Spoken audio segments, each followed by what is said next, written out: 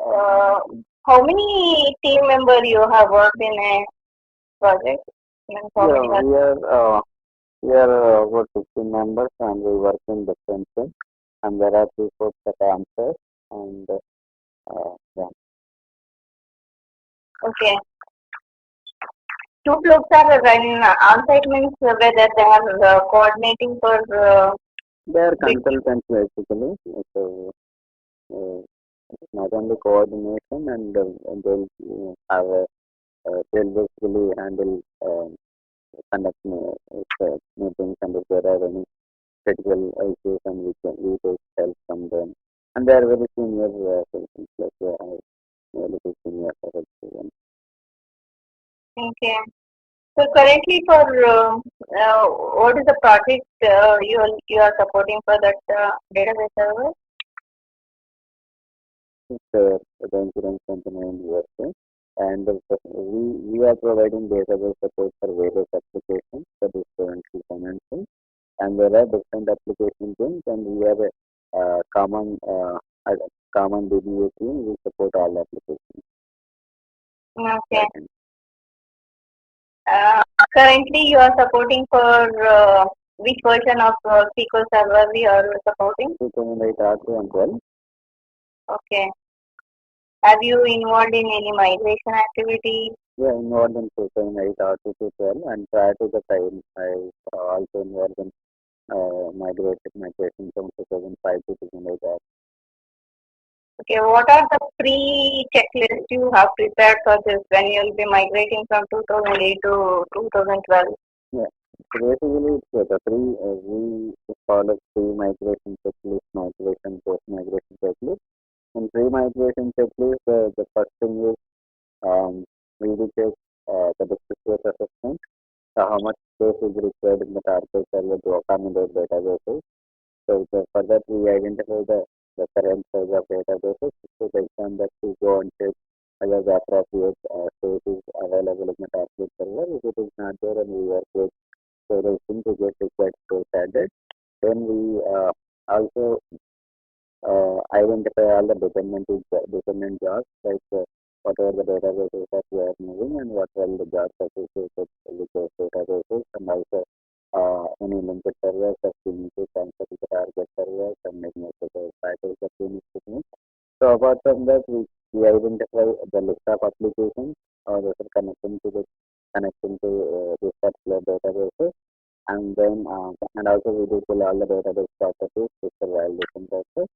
And then in the migration, when the cutover day comes, so we coordinate with application teams to start their application from the user. So once they confirm that their applications are stuck, and then we start our migration activity with the backup. And once the backup is done, we copy the backup to target server, then a new server, and here we restore that. Once the restore is done, then we do for some post migration activities like switching our fund users and transferring the logins and also transferring the jobs, dependency jobs and link servers. And also we validate uh, database settings, like whatever the properties that we pull in pre-migration. So we validate those things, and then we work with application teams for connectivity testing. And if everything is fine from their side, and then do run some we do run some maintenance checklist, like rebuilding the indexes, compiling the source procedures, and also reorganizing the indexes and updating the statistics and running integrity checks, and to see if there are any. And also we do continuously monitor our error log to see if there are any new errors are popping up into the error log. If there are any such cases, we do investigate and fix them. If there are no such things, and if everything is good from application team, then we roll out the database migration. Okay. So how we'll be creating the logins, whatever we have there in the existing database, no? We do use regularly to save procedures. Actually, we run that in the code server, so it will give output script to create a login, and we take that script and we execute in the target server, and there it will create all the process. Okay. How big that database it was? Uh, so like we have done the various There are so many databases, like multiple databases involved in the migration. There are the maximum size that we have is up to 1.5 terabyte. Okay. So how long it was taking to take the backup of that 1.5 So for this terabyte? we have to go with this little strategic way. So for that, instead of taking backup on the cutover day, so because it's a very critical database and customer is not agreed to give main window over 6 hours. So he explicitly mentioned it's not give you 6 hours. So for that, what we have done in the before cutover, before that week, what we have done, we have configured a log splitting basically from current production to the new server, and we have in that week we have configured log splitting, and then all the data is already moved to the target server by the cutover day. The cutover day, what we have done, we have just failed over the connections to new server, and we have done some tiny checks like if there are any pending things to be done, and we have executed some maintenance activities, and that's how within very less time we were able to complete that migration. Okay. What is the general configuration of the database servers you have? You are saying that analyzing the growth, CPU, and memory utilization, no? Yeah. So we have For 1.5 terabyte data, so what is your configuration suggestions you will be providing? like for the database we have 128 GB RAM, and we have 8 core processors, uh, and also yeah, the storage again it's a external SAN storage we have, and also we are like depending on the process where we customize our options, like when for the database we have this max processing and also the memory configurations we have done, and so for that we have 128 gigs of RAM. Okay. What about that hard disk storage you are preferring for that? Storage, we have external storage, like the SAN storage we are using. So it's a LAN mapped to that particular place. Basically, storage is sitting somewhere external to that nation, but we are mapping those LANs to mount point. So we are using mount point as a storage.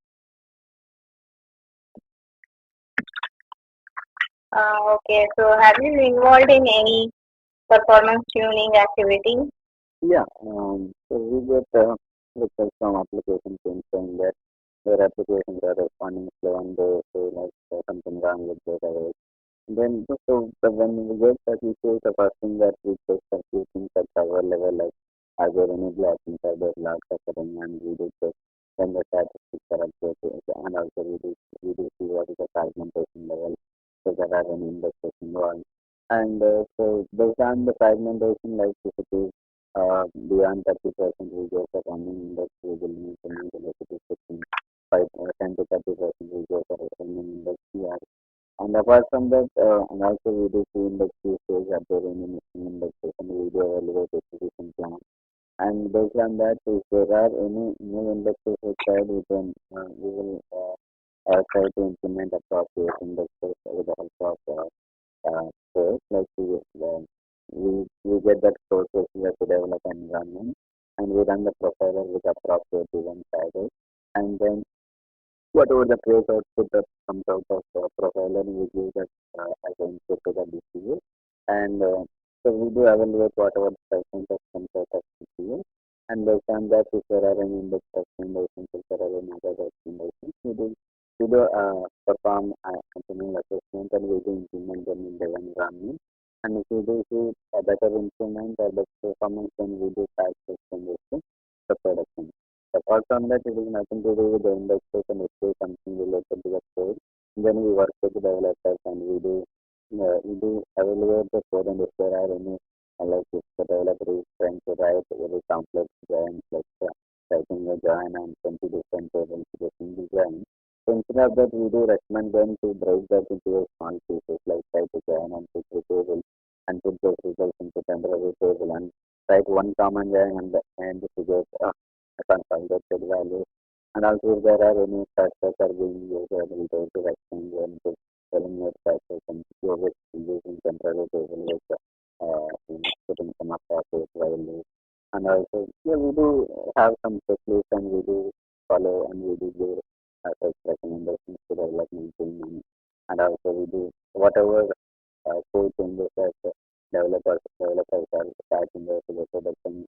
We have a process to get it reviewed with database administrators and we are the part of the team, so we do evaluate and so basically developers their aim is to get like other guys to do coming and students and that's where we begin and we try to give our recommendations to make like courses where all the feedback that happens. Okay, yeah, fine. And how you are going to resolve like deadlock issues? Yeah, the last is SQL server like deadlocks whenever deadlock like SQL server automatically uh, resolve this deadlock like it will see as a low priority transaction and it will take high priority transaction forward. So if you want to capture by default SQL the deadlock is vectored and there will not be there is no clue like concept deadlock has been occurred. So if you want to catch those deadlocks, you need to enable certain space flags like 122 and 1204. When you enable this space flags and the appropriate deadlock messages will be written to a deadlock. And based on that, we can get into the RCA part like why this deadlock has occurred and what processes triggered as a deadlock system and what is the code behind that process. And that's how we can uh, work with deadlocks and also we can use profiler trace also to capture deadlocks and when you go and add log um, template there will be deadlock and deadlock graph and deadlock event. So when you select those appropriate events, the appropriate deadlock message will be written to the SQL profiler trace. Okay. Can you tell me the difference between always on and mirroring? So always on is enhancement to mirroring. Basically in mirroring we can have like one-to-one configuration, like one principal and one mirror will be in read and mirror will be in restoring mode. So we cannot use it for any other purpose. So in algorithm we can have multiple replicas, so multiple secondary replicas. So we can have some in read only mode and some as a standard. So that it supports multiple secondary replicas. Okay, fine.